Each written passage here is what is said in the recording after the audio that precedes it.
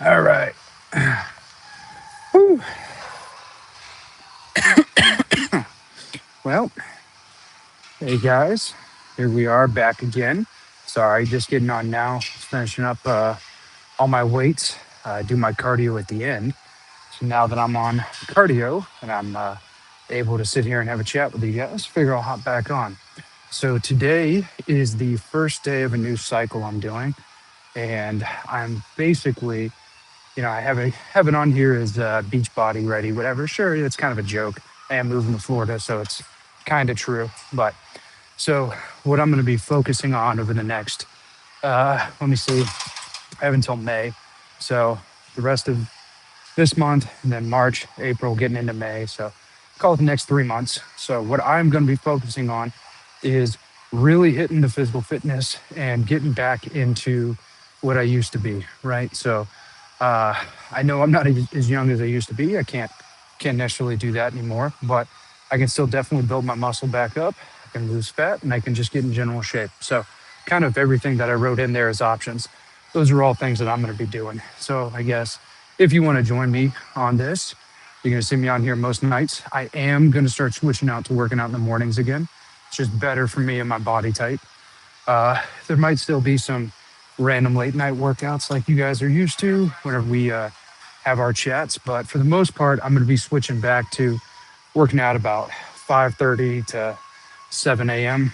Eastern time. So I think I'm going to start getting back into that because it just works out better for me. But while we're on here, while we're still doing our nightly workouts, uh, hit me up. Questions, anything. I see we got somebody saying they want to build muscle. Great, good goal, good ambition. Hopefully you're doing it right. Let me see. Light Shadow Hunter says, "Hey, how you doing?" I'm doing great. Just finished up my core heavy lifts, and now I'm doing my kind of cool down into cardio, just keeping the body moving, burning a little bit of excess calories because it never really hurts. It's always good to get up and move. Um, so that's kind of what I'm doing now. So I'm doing great. Thank you for asking, and I hope you are doing great as well. For everyone else, as well as we're kind of in here. I see, we've got a vote already for building muscle. If you guys are looking for tips, uh, just general discussion, anything about fitness here, by all means, or just generalized questions, just like we normally do, kind of the normal style. So for me, like I said, so today was chest, arms, and back. So had a really, really solid lift in. Very happy with it. I was working out with 300 on chest flies, which is a good weight. I've definitely done a lot more as a younger man, but getting back into it, it's good to start hitting the routine weights you used to do. Followed that up with a nice arm circuit that I like to do, which for me is I use 3 different sets of weights for it. I start off with a straight bar. So I do a straight bar, I do a couple of exercises with that, and then I get 2 sets of dumbbells. And so whatever the straight bar weight is I'm doing, I match that weight in dumbbells. So like today I was doing 70.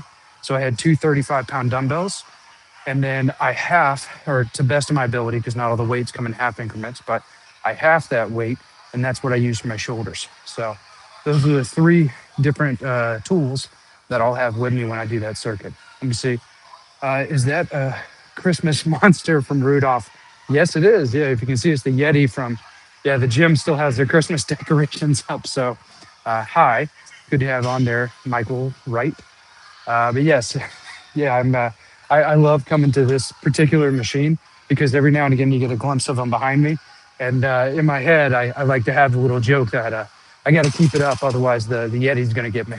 So yes, you were correct. That is from the Rudolph the Red-Nosed Reindeer, the old Christmas movie. It's the Yeti. So let me see. Sarah says hi. Hi, good to have you on, Sarah. So anyway, to explain that circuit out while we're all kind of getting here and there. So what I do is I start with the straight bar. So like I said, today I was doing 70.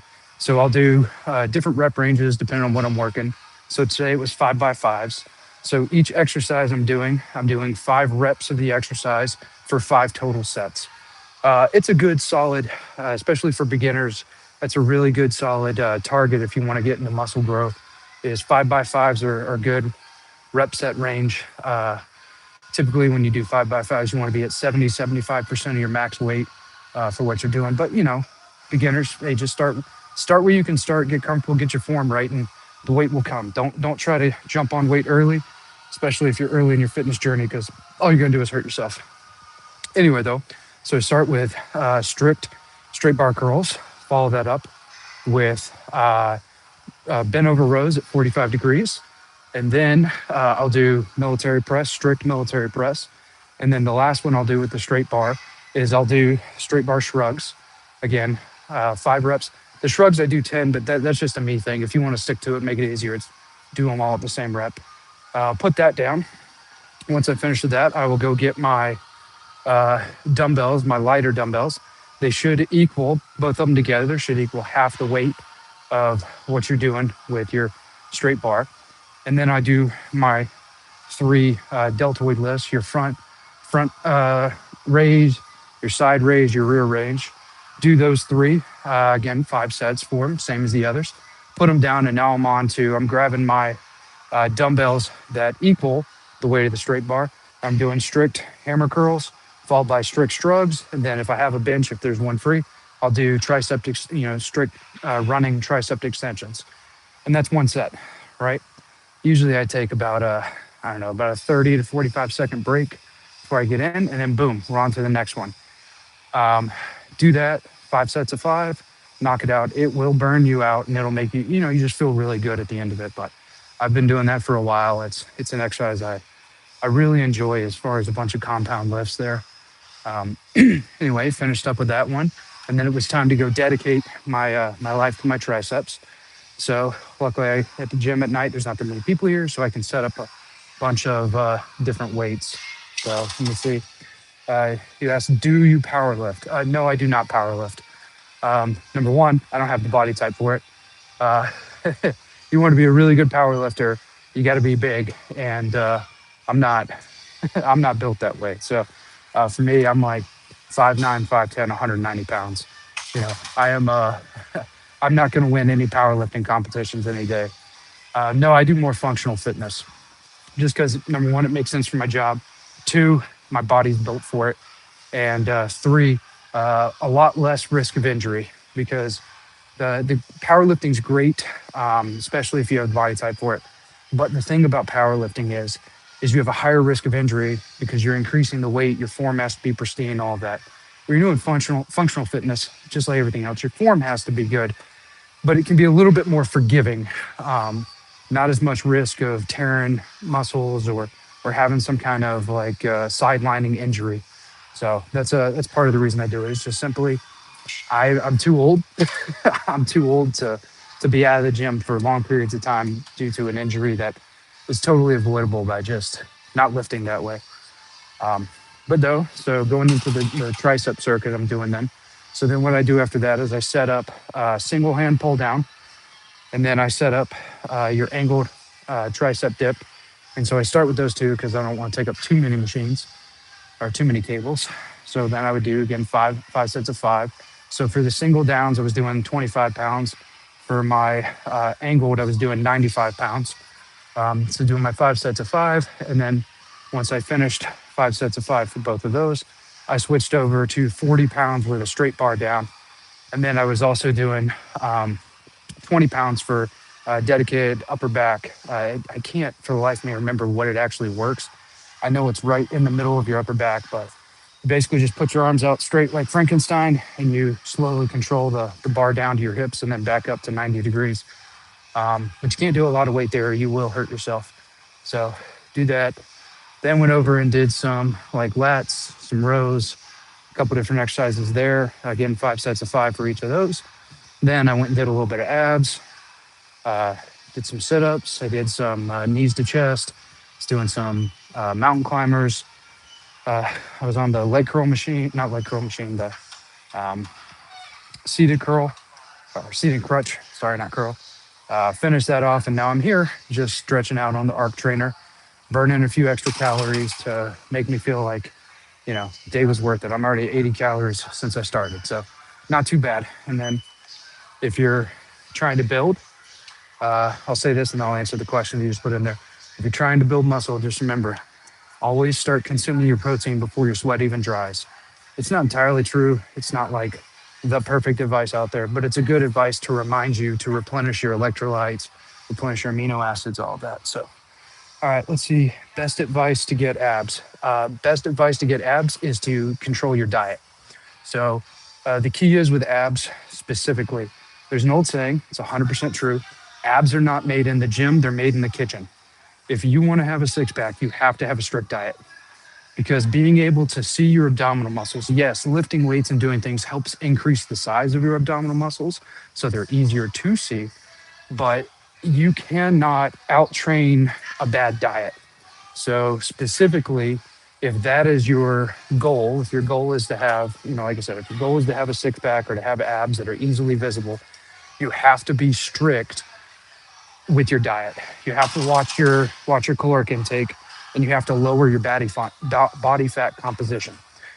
Because even somebody who has almost no muscle tone whatsoever, if they're very skinny, they'll have abs. Somebody who could be as big and as buff as you can imagine, if they have a higher body fat content, you won't see their abs. They have them. Their abs are much, much larger than that skinny person, but because they have a higher body fat composition, you won't see them. So let me see, what's this? Okay, somebody said, "Hey, daddy." Well, hello. Preferably, I only like it when my kids call me daddy, but thank you, I guess. Um, Hello to you too. I'll show it. That's not a bad one. Anyway, though, so yeah, so if you're looking for advice on how to get a six pack or anything there, yes, doing ab exercises will help increase the size of your abdominal muscles, but ultimately you have to control your caloric intake because your body fat composition is going to make a much greater difference on your ability to visibly see your abdominal muscles than any kind of weightlifting is going to. Let me see. Channel D8, D4 says hi. Hi, good to have you on here. Thanks for commenting on. I guess I'll do a check-in for this poll that we had started here. So it looks like about 50% of people are looking to lose fat. A little over a third or almost 40% want to build muscle, and then everybody else is looking at functional health. Okay, it's not bad. So same kind of advice I was just saying for abs is the same for losing fat. Unfortunately, no one really likes hearing it, but the saying is you cannot out-train a bad diet. You just can't.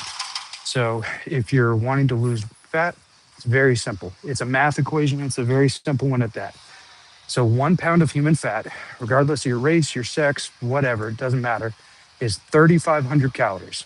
That's it, 3,500 calories.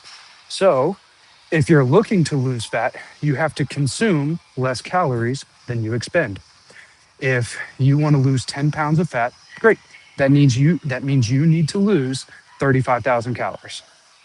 Preferably you do that over a period of time. The only way you do that immediately is if you lit yourself on fire, and that's not good for anybody. So don't do that. So again, if you're looking to lose 10 pounds of fat, what you do is you map out how many calories you're taking in. Then you figure out what your baseline metabolic rate is, all right, your BMR. It's really easy to do. There's a ton of free calculators online. You just Google BMR, it'll pop right up. And BMR is actually very easy. Very generally, you can do it based off of your sex, your height, and your weight, your age too. You put those four things in there, it'll give you a very close to what your actual BMR is thing with the free calculators. Now, if you want to go get some real testing done, and for Tanner, for asking how do you lose weight, that's what we're talking about here. So good, you hopped on at a good time. So if you want to go get real testing done, yeah, you can get a breath test where they actually measure your carbon dioxide output and how much you expend and your O2. It can get very complicated. The easy one is you just go to one of those free BMR calculators and you put it in, and there you go. So for me, I'm 32 years old, 5'9", 190-pound male. So for all that, hi Tanner. So for those, my baseline metabolic rate, if I do nothing, just the amount of calories I need to keep myself alive, puts me at about 2,100 calories a day. Okay, so 2,100 calories a day. That means that if I consume 2,000 calories in a day, I will put myself at a 100 calorie deficit immediately. If I consume 2,200, then that means I'm going to put a 100 calories surplus, which means I'm adding 100 calories of fat, right? Which is 1/35 of a pound. You see what I'm getting at? So if you put yourself to where you're a deficit of 100 calories a day, every 35 days you're going to lose 1 pound of fat. Now, that may sound hard. This right here, this one shake is 210 calories.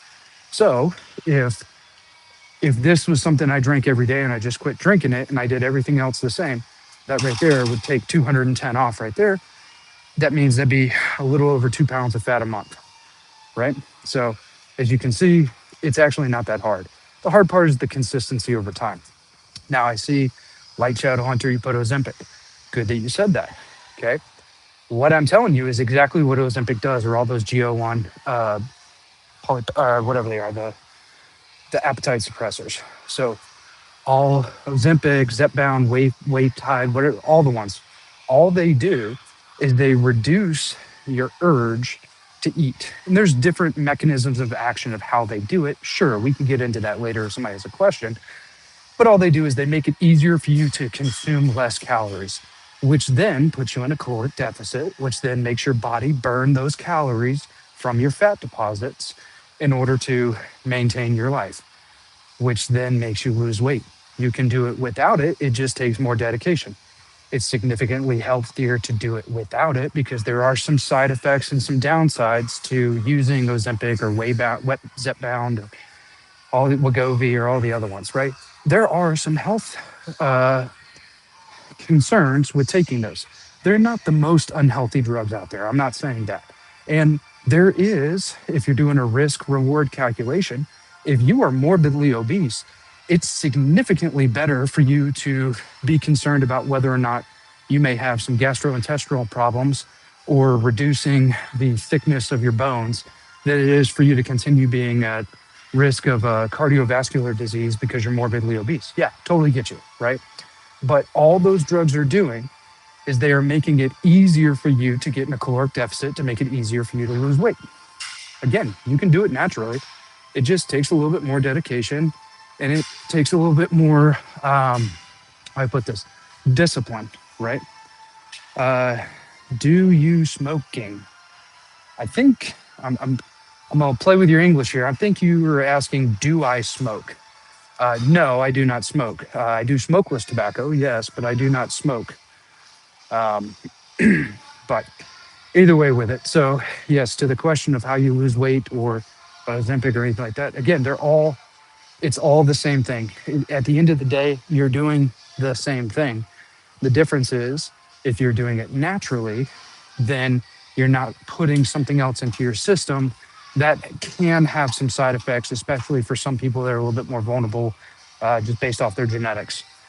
And now that so many, I mean, it's got to be millions of people are taking all the different GLP-1 drugs now. We're starting to see that there are some significant downsides. The other problem is if you don't do it naturally, right? If you're using those drugs, again, if you need to use it, right? I'm not telling you not to. What I'm saying is you have to change your behavior and change your lifestyle. Because if you get off the drug and then you just go right back to eating a surplus of food, you're just going to gain the fat back. So it doesn't help you in that regard unless it kickstarts you to having a healthier lifestyle. Then great, I'm glad you did it. It's amazing. But you have to have some lifestyle changes. The last point I'll have on that, unless somebody asks another question on them, is, or another statement, I suppose I should say, is you have to make sure you're doing resistance training or strength training.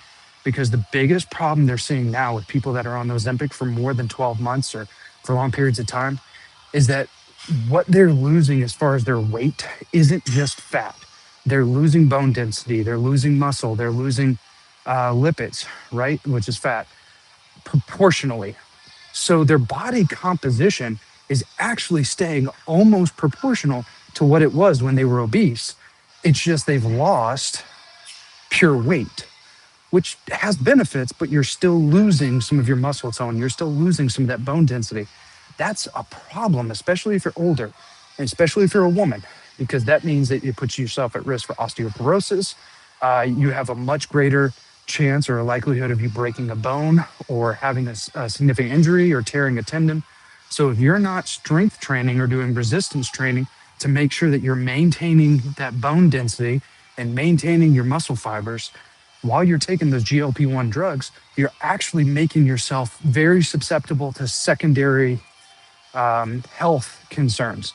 Now, it's less of a health concern than you having a heart attack because you're morbidly obese, sure, but it's still a problem that you can easily mitigate by just strength training. Plus, you'll lose weight faster. Uh, it'll help you get in the right mindset to maintain that lifestyle when you get off the drugs, and then you can get off the drugs instead of just having to take them for the rest of your life, and you'll be good. So, either way, no, it's I'm not against them by any means, but like everything else, you have to be cognizant that there are potential health or negative health outcomes if you're not doing something correctly. So that's a base take on those drops. Oh, thank you. I appreciate that. Yeah, like I said, I have nothing personally against them. I think it's a great tool, but like all other tools, right? If you use the tool inappropriately, you may not get the right outcome that you look for. If I take a bandsaw and I try to use it as a hammer, I might knock that nail into the wall, or I might cut my finger off when the blade hits me, right? So, you got to understand what are the risks associated with what you're taking. Are there plus sides? Absolutely. But there are risks. So if you can do it naturally, that's the preferred way to do it. Plus, ultimately, you're going to have to change your behavior at some point anyway. Otherwise, you're just going to have to take the drugs for forever, which is not good because number one, it's expensive. Two, we really don't know what these drugs can do to somebody if they take them for years and years at a time. And I'll be honest, I don't want to be the one that finds out, right? I don't take them. I'm in the Army. I don't know if I could take them. Maybe I could take them, but I don't need to. But, there are probably going to be some unintended consequences for people with long-term use. I just don't think it's been popular enough for long enough for us to see what those are yet. But again, take them if you need them, because the risk of a cardiovascular event because or cardiovascular disease due to excessive fat deposits is probably much greater than any of the other risk. But thank you for the comment there about those. I try to keep things pretty neutral here. I have a couple strong opinions, but I try not to be too crazy about anything.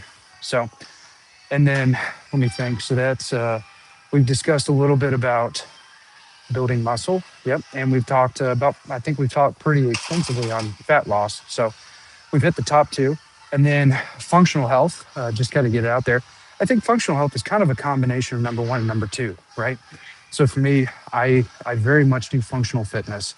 I don't do a lot of, I do some because you have to, but a lot of my lifts I incorporate natural movement into. I try not to do too many machines where you just sit there for a long period of time and you do one targeted thing. It has to be in there in your routine because sometimes that's the only way you can really target that muscle. But I really prefer compound lifts. I love Olympic lifting. Olympic lifting is great, but I'm going to tell you right now, unless you have time to work on your form and you can really have somebody that can coach you up on it, at least in the beginning, don't just try to start watching YouTube videos and go Olympic lifting. It's not a matter of if, it's a matter of when you will injure yourself. So that's one where it's worth it to either go pay a trainer for a couple weeks or a couple sessions and really work on getting your form correct. But once you have it correct, just practice it. Watch yourself in the mirror, take videos, all that, right? It's great. You can keep yourself honest. So Olympic lifting is great because it really does work multiple muscle groups in tandem with each other in a more realistic way. I love carrying stuff, man. I love just throwing weight on my back and doing some sprints, picking up, throwing sandbags over the shoulder, running with them, doing ball slams, doing that. One of the ones I did, one second. One of the ones I did when I was getting ready for my son to be born was, and this is going to sound silly, but bear with me. I took a kettlebell. I just put it in my arm. I just held on to it. And I just walked around my house. I did chores. I did things. I had like a 25-pound kettlebell. And I would just hold it. And then when my arm would get tired, I would go over to my other arm and I would just hold on to it. And you look at that and you're like, why are you doing that? Well, anybody who's a parent out there can tell you, right? 25 pounds is a little generous for a baby, but at this point, I have to have a 40-pound one because my kid's getting so big. I'll tell you right now, you spend a lot of time as a parent just like this, right? Holding on to your kid. And it's a little bit different than a dumbbell, or a kettlebell, but it's a good start. But just holding that weight, getting your body used to statically holding on to weight for a long period of time. It's not natural, but it's trainable. And that's a really good example of one that you can do to where you can train yourself functionally for something you're going to be doing in your life. And it's not hard. You don't have to do anything crazy. But yeah, I used to do that. And I would do it for like an hour at a time. I'd do like 30 minutes and then 30 minutes where I would just hold on to a 25-pound kettlebell just to get ready for when my son was born. And I tell you what, I've never had an issue carrying my son. And Tanner, I'll get to your question one sec. I'm just going to finish this thought. And I see all the Instagram videos and all the things where people are like, oh, one day you're going to pick them up for the last time and you're not going to realize it. Well, my job is to make sure that day is very, very far in the future. And I think a big part of why I like to live and why I like to do what I want to do is honestly, I want to be able to do everything with my children as long as possible. So if that means that I need to train holding on to go from 25 pounds to 50 pounds to 60 pounds, I'm going to do it. Because then that means that my kids, that's longer and longer that I can hold on to my kid and I'm not, incapable of bearing that kind of weight. So anyway, all right, Tanner, you said, when is the baby due? Baby number 2 is due in less than a month. So our induction date, if he's not born before, is going to be March 12th. So we are super excited for Barrett. That is going to be baby number 2. Harlan is our first son. But yes, baby number 2 is coming less than a month out. I tell you what, I'm ready to be a dad again. It's a great time. It's going to be great to relive all those experiences, but now having more experience. So maybe I won't make as many mistakes, but we're all human, right? And the mistakes turn into fond memories, I believe, as long as they're not too bad. But yes, so March 12th is when baby number 2 is going to be coming around. And I kind of put it on there. So kind of the whole title of this is I'm going to be taking paternity leave or paternity time off, PTO, whatever you want to call it.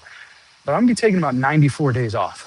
I have a lot of time to take off. Plus, we're going to be moving, baby's being born, all that.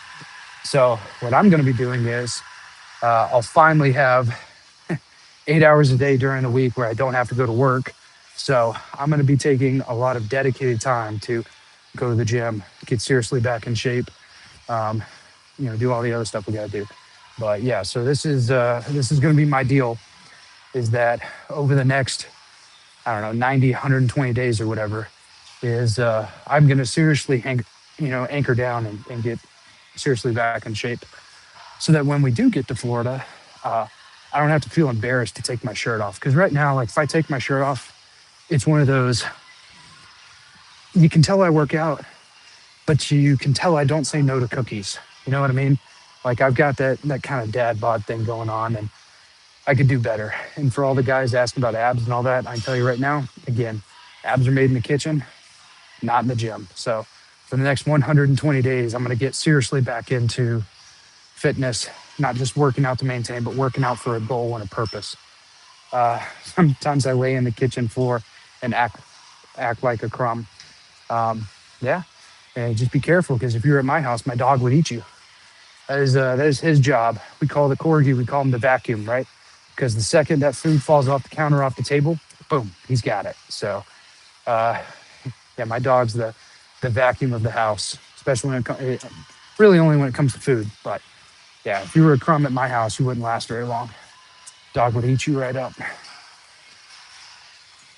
This one's actually pretty good. Never had this one before. Peanut butter and chocolate protein shake. Pretty good. Anywho, though. So yeah, I guess that was my main pitch for the whole functional fitness thing is training for a goal, but training for a purpose. And for me, yeah, I have my professional purposes and things I need to for my job, but I think my overarching, long-standing purpose is I want to be able to physically be there and play with my kids as long as possible. And you know, hey, that motivates me. And I guess for anybody else out there, you got to find what motivates you. You know, and once you do, you just got to stick to it. But other than that, I think that answers all three of the things from the poll. Is there anything you guys have that you wanted to chat on or talk about, or any questions? Family, friends, professional, financial, whatever. I've got a little bit more time here. I'm only at 31 minutes or so on the treadmill or arc trainer. So if you guys want to chat, if there's any questions you have, by all means.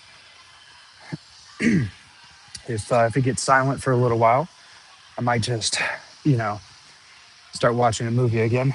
I don't know. It's up to you guys. Oh, everybody hopped off, so I guess no one has a question. Well, cool. Well, with that being said, for anybody that may still be on, give you about another 30 seconds or so to say hi. Otherwise, yeah, as much fun as it is watching myself work out.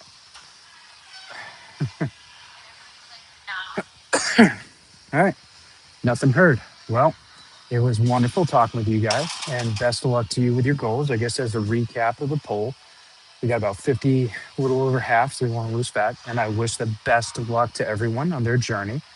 You know, about 40% want to build muscle. Again, best of luck to you, and everybody else wants to be functionally fit. Perfect. Well, it was good chatting with you guys. Hope you have a good night. I'm going to watch a movie as I do more cardio. I'll see you. Have a good night. Bye.